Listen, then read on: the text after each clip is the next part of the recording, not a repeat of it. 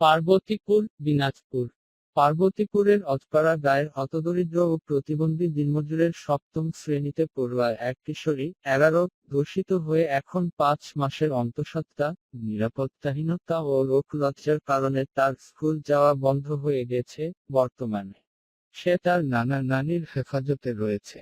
গতকাল মঙ্গলবার সন্ধ্যায় কিশোরীর নানা মোহাম্মদ জহুরুল হক বাদী হয়ে পার্বতীপুর মডেল থানায় এক লিখিত অভিযোগ দায়ের করেন। সূত্রমতে, উপজেলার ৯ নং হামিদপুর ইউনিয়নের খলিলপুর মোল্লাপাড়া গ্রামের হত দরিদ্র শাহিনুর মোল্লা ও তার স্ত্রী জোহরা বেগম প্রতিদিনের ন্যায় গত ৬ জানুয়ারি বাড়ি থেকে বেরিয়ে দিন মজুরি দিতে যান।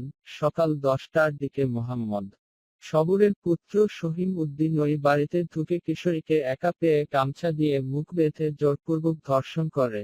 আজ বুধবার দুপুরে সরজমিনে গিয়ে ভিকটিমের মায়ের সাথে কথা হয়। তিনি বলেন, আমার স্বামী একজন প্রতিবন্ধী মানুষ, জমিজমা না থাকায় আমরা দুই মানুষ, স্বামী স্ত্রী, অন্যের জমিতে, বাড়িতে কাজ করি। তিনি আরো বলেন, ঘটনার দিন গত ৬ জানুয়ারি আমার স্বামী দিন মজুরি দিতে যার, আমি সেদিন ইটভাটায় কাজ করতে যাই। সকাল 10টার দিকে সবুরের ছেলে শহীম উদ্দিন বাড়িতে ঢুকে আমার স্কুল পড়া মেয়েটিকে জোরপূর্বক ধর্ষণ করে চলে যাওয়ার সময় সে ঘটনা ফাঁস করলে জানে মেরে ফেলার হুমকি দেয়। মেয়েটি সে কথা কাউকে বলেনি। সম্প্রতি আমার মেয়ের শারীরিক পরিবর্তন লক্ষ্য করে আমি তাকে জিজ্ঞাসাবাদ করলে সে সব ঘটনা খুলে বলে। ভিকটিমের নানা মোহাম্মদ জহুরুল হক বলেন, গত রবিবার 21 মে রাতে মোহাম্মদ সবুরের বাড়িতে গ্রামের লোকজন নিয়ে এক সালিশ বৈঠক হয়।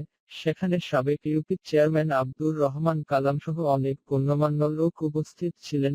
মোহাম্মদ শহীম উদ্দিন ঘটনার সত্যতা স্বীকার করলেও কিশোরীর গর্ভের সন্তানের দায়ভার নিতে রাজি হয়নি। পাশের সুতেবপুর গ্রামের মোহাম্মদ মোজাফর হোসেন বলেন, শহীম উদ্দিন আপাদমস্তকে একজন লম্পট। ইতিপূর্বে একাধিক শ্লীলতাহানি ঘটনার সাথে তার সংশ্লিষ্টতার কথা শোনা গেছে বলে তিনি উল্লেখ করেন। এ ব্যাপারে শহীম উদ্দিনের সাথে কথা বলার চেষ্টা করলেও তাকে বাড়িতে পাওয়া যায়নি। তবে একাধিক প্রতিবেশী ঘটনার সত্যতা নিশ্চিত করে জানান। সালিশ বৈঠকে শহীম উদ্দিন তার অপরাধের কথা স্বীকার করেছে।